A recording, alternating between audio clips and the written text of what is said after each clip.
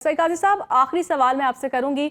आजकल civil award बड़ी गूंज है, क्या समझते हैं आप कि उनमें से बाज शख्सियात के इंतखाब पर सोशल मीडिया और सियासी हलकों में भी ये सवालात उठ रहे हैं, क्या रियासती एजाज़ात के लिए मेरिट और कौमी खदमात का मयार है? क्या सिविल अवार्ड का ये मामला महज चंद नामों पर क्रिटिसाइजिंग है, या फिर आप क्या समझते हैं इससे जो बहस जन्म लेती है रियासती एजाज़ात के इंतखाब का पूरा निज़ाम किस हद तक शफाफ और गैर सियासी होना चाहिए? मेरा तो ख्याल है यहाँ से बड़ा अरसा हुआ जो मेरिट है उसका साने इर्तहाल हो चुका है।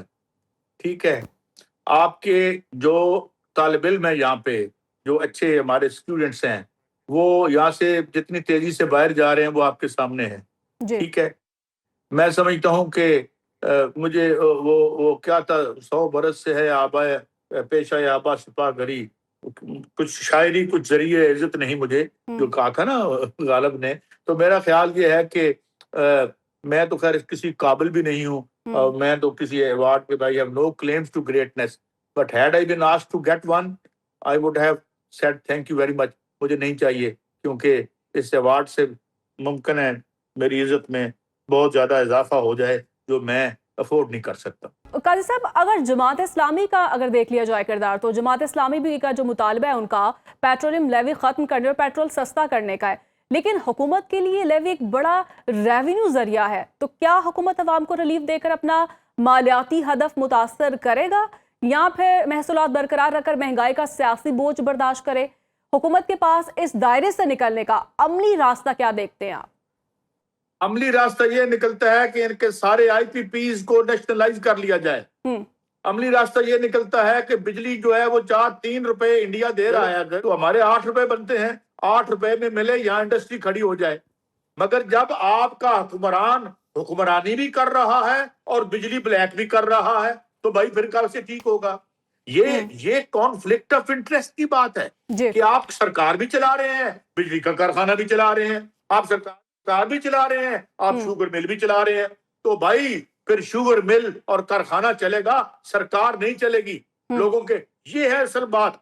यहाँ पे कुछ या ये करे कानून साजी कि नहीं होनी चाहिए इजाजत किसी को जो जो हो हुक्मरानी, और ये पहले भी कानून मौजूद है, मगर इसे बाईपास कर लेते हैं। वो कहते हैं मेरा बेटे से ताल्लुक ही कोई नहीं है। बेटा नीचे बैठ के अब्बा जी कहते ने बेटा जी आ गई साड़ी नवी पॉलिसी कि हम आप इंपोर्ट कर लो, ये जो है ये सोलर है, तो अब्बा जी कहते मेरा ताल्लुक ही कोई नहीं।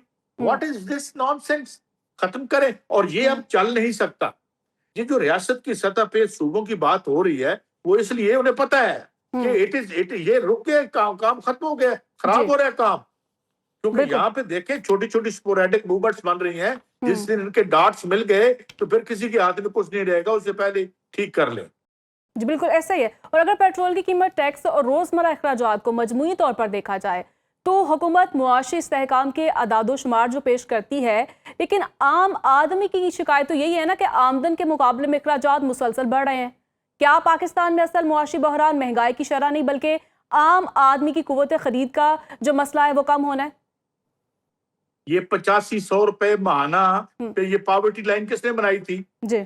और इनके 5 मिनट नहीं गुजरते, इस इशराफिया के 5 मिनट नहीं गुजर। मैं किसी दिन अगले प्रोग्राम में इसको इस 23 बिलियन डॉलर को जमा करूंगा, क्या कहते हैं 16 बिलियन, और इसमें हम एक अंदाजा लगा लेते हैं कि यहाँ कितने लाख लोग हैं, कितने खानदान हैं, जिसे 40 खानदान कहते हैं। इनके 5 मिनट 8,500 रुपए में नहीं गुजर सकते, और हमें ये कहते हैं कि गुर्बत की लकीर से आप ऊपर हैं क्योंकि आप महीने में 8,500 कमाते हैं। कमान यार, क्या हमें आप डोंट इंसल्ट आवर इंटेलिजेंस।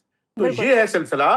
बात ये है कि आप अगर आम आदमी को फैसिलिटी, मिडिल क्लास आपने उड़ा के रख दी।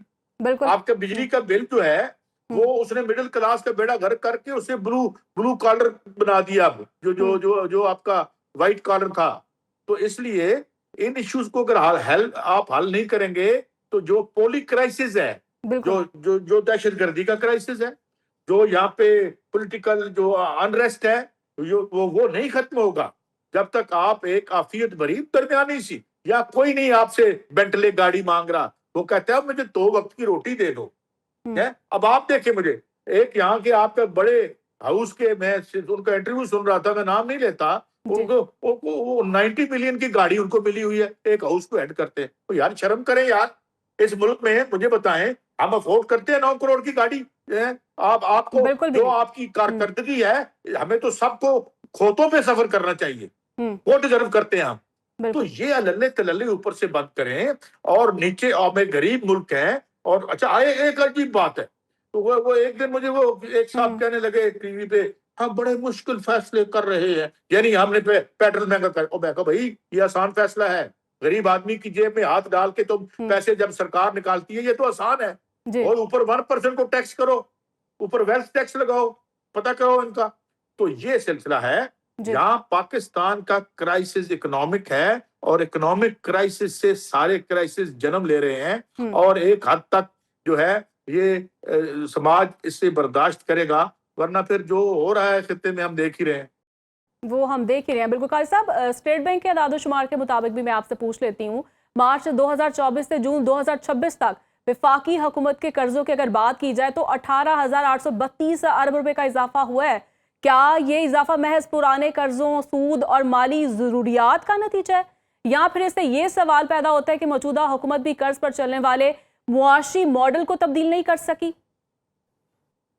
मैंने पहले अर्ज किया हुँ, कि आज की माशी दुनिया में जी, सरमायादारी निजाम में हम रहते हैं। जी, हमें हमें कंपेटिटिव होने के लिए कॉस्ट ऑफ डूइंग बिजनेस जो है वो खित्ते के जो ममालिक है उनसे नीचे लेके जानी पड़ेगी या बराबर रखनी जी। पड़ेगी।